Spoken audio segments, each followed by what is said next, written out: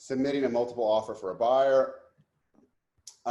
You know, this is really important because this is so prevalent in our market right now. I think we have about 2 months worth of inventory. So you really want to study these practices and really get your offer in and really coach the agents and do the best you can to try and win these, right? So you want to make sure that your offer is easiest to read. Everything is lined out. So we recommend read the MLS listing and attachments carefully. There are often instructions that can guide you in writing, and there often are not instructions, right? So you want to have all the seller disclosure signed, you know, have the T47. You want to package this up so that the listing agent knows that you're going to be easy to deal with. I can tell you, when we get multiple offers and we see a very sloppy offer that does not have a pre-approval, doesn't have the seller disclosure sign, that's a sign that we're dealing with an agent that doesn't know what they're doing,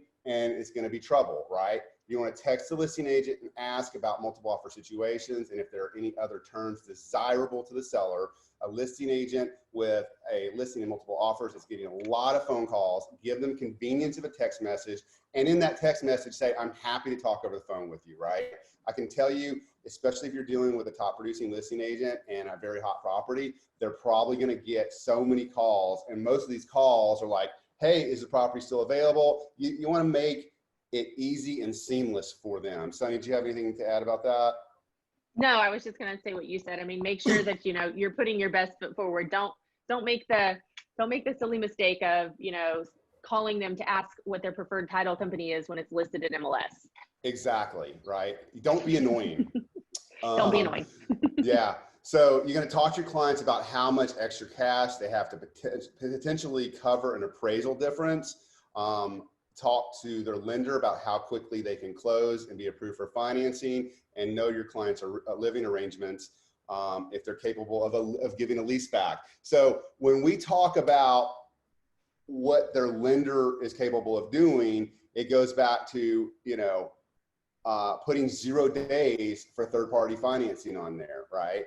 And we talked about this earlier, but a lot of agents will kind of be like, what, 0 days? They have no time to get the approval. Well, if you've got a good lender, the lender knows when they're approving the person, if they're going to get the loan done, okay? They can put 0 days on it, right? You can talk about, you know, if the property's in really good condition, you can make it not subject to property approval, right?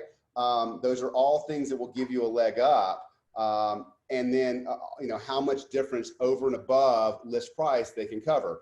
You also got to talk to them about the price, okay? And you know, this is one of those things that it's really hard to coach about. And I kind of leave it, I give them a little bit of guidance, but the truth of the matter is we don't know what it will take, okay? So you're going to consider the price, the financing terms, close date, option days, and fee, possession, days to review title, survey, purchase, home warranty, closing costs, appraisal addendum, and preferred title. Always pick the preferred title. Always pick the preferred title. Another thing that we didn't put in here is there are these services called Up Equity and Homeward, where they will write a cash offer for you and like purchase the home. You know, that costs a seller / buyer money. So if they're selling a home and need to buy a home, these services will allow them to write an offer that's not contingent, okay?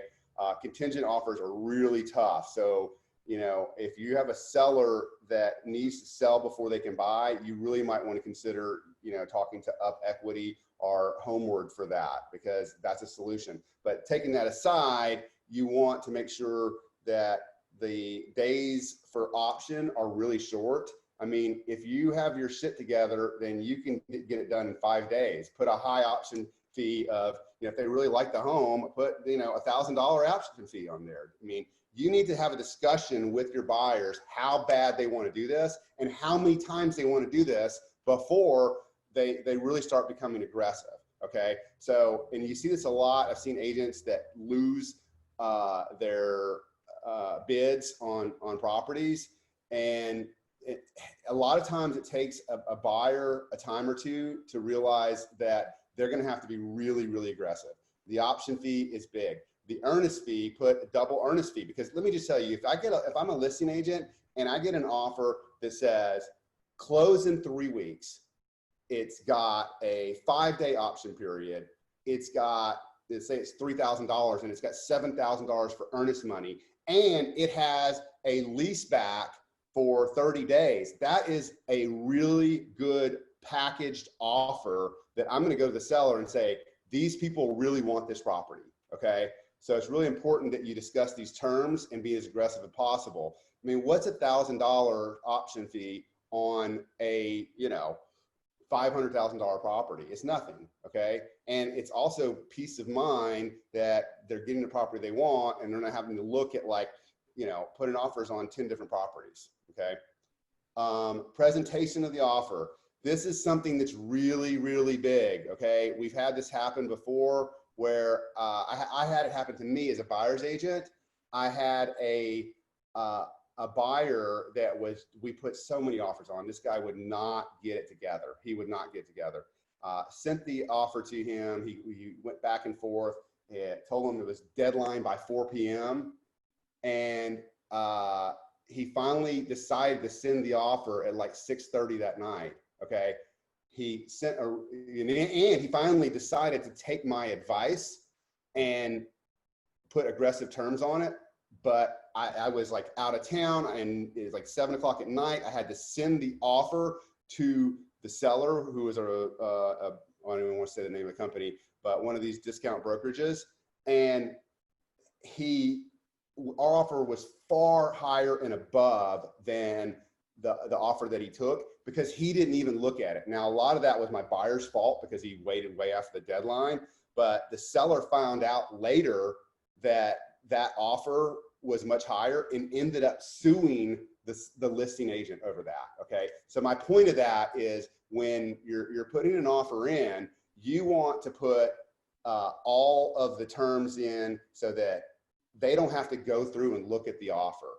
They can look at what you wrote down and see that you have a good offer. And this makes you look good as well. Okay.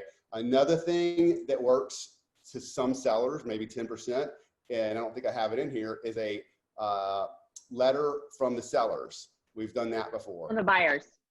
So from the buyers, right. I've also had a buyer take a video of a property and send it to them. And that was the deciding factor. They took our offer, even though it wasn't the highest offer. Now, personally, I'm going to tell the seller to do what's best for them and scrap the video. But I can tell you that stuff works for some of these people, right? Kind of tugs on the heartstrings. So when submitting a multiple offer contract, let the seller's agent know that this is a really key thing here. Okay. So when you're submitting a multiple offer situation, and let's say you don't know how high the property went over asking price, right? The seller's agent cannot disclose that to you. Okay. But if you package this property up with everything that is really nice and tidy and clean, like on the previous slide where you showed all those terms, and you call the seller's agent and say, look, we may not be the strongest offer. Okay. I don't know if we are, but I do know that you can take a look at what we packaged up, and you can tell that we're going to be really easy to deal with. Okay. So if we're not there for the price, then my recommendation is for you to counter our offer with the price that you want. I've had sellers agents tell me, oh, that's unethical, I can't do that. You absolutely can do that, right? You can't tell me, okay, I have an offer at 430, right? You can't tell me that. That's unethical, because if you tell me, you have to tell every other person. But you can counter me at 430. That you can absolutely do that. And sometimes you need to tell the seller's agents that. And I've had an agent tell me, I can't do that. I got to list everything. I got to tell everyone the same thing. I said, no, you can counter my offer. And if you want to do what's best for the seller, and you believe that we're going to be the easiest to deal with, then that's what you're going to do. So this is a trick. Yeah. one thing I would say, if you're representing a buyer, it's okay to ask, because there are agents that leak all kinds of information all the time. So don't worry about asking them. If they did, I remember a deal I did with a top agent in town here who gave me the exact price we needed to get a deal. And we were actually prepared to go $3,000 higher. So my client was happy to get the deal and to save $3,000. So go ahead and ask. But if you're a listing agent, never answer that question. Never answer that question, but it's very ethical for someone to counter with the price that they want. I mean, think about it. You get an offer, it's all buttoned up with all these great terms, and it doesn't have the price that another offer has, that price is good, but all the other terms are crap. You counter it. So, and a lot of times that starts from the very, very beginning. Okay. You have to set the stage from your very first contact with that agent that you're the best person to work with. So, don't make it know from the very first time you contact this person that you're presenting, you're representing yourself and your buyers as the people that, they should choose for a number of different reasons, for price, for, organization, and all those things. So yeah, don't wait till you're putting the multiple offer in to make yourself look good. Yeah, and if you practice all these techniques on properties that have multiple offers in them, you're going to do better than the competition. You may still get beat out on a couple, but if you're consistent with these techniques, you're going to do well. Does anybody have any questions about this segment of it? So I don't have any questions, but I feel like I should chime in because I've won several multiple offers lately. And so not only from practicing all of those techniques and letting them know that we're going to be super easy to work with, but I've actually had a lot of success not being the top offer as far as price goes, but telling them from the get-go that we're not here to nitpick the inspection. Yeah, good point. After option, that hey, we're coming in, this is our final sales price. Barring anything major that's unforeseen, we're not coming to you with a repair amendment. And I have a very serious conversation with my buyer beforehand, so they know what they're getting into. And that's we've won probably 3 that we weren't the highest price, but just because the package is teed up nicely and they know that it has a higher likelihood of closing and going smoothly, that's been definitely a winning factor lately. Yeah, telling the listing agent you're not going to go chase a bunch of codes that are outdated. The key here is professionalism, and what we lined out in this segment is being the most professional in. We're in an industry where the 20% of us do 80% of the business, right? So you may have some listing agents and sellers who don't appreciate that, but you're going to run into more that do than don't. I have a question. Sure. I have some people who are kind of resistant to checking out the up equity homeward type situations, but they're looking prematurely. And so it's going to be tough to submit an offer that's contingent. Yeah. After we're under contract, I don't think they're going to qualify to carry both. I just, at what point is it always unethical, until they close, to submit an offer that's not contingent on their home selling? Is there?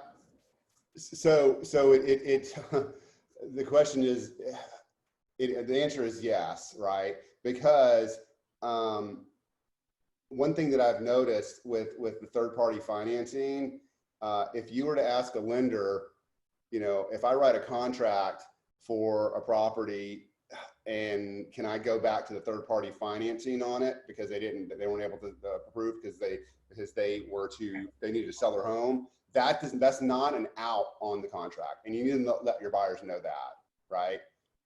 You're playing with fire by doing that, because let's say you get under contract, you list their home, or and it doesn't sell, and then I know I've talked to 2 lenders about this. They are not going to cancel that contract because the other home didn't sell.